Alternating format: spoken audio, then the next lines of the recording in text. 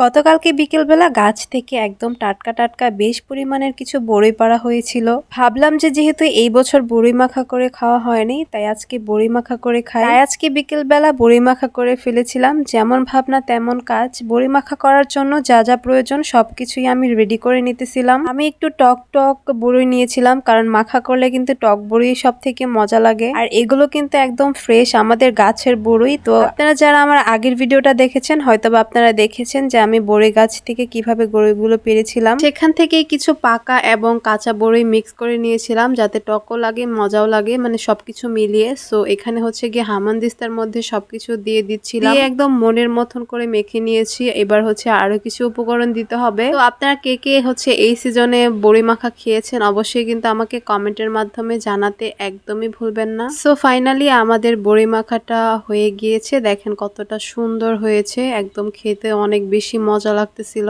একদম পারফেক্ট একটা মাখা হয়েছিল।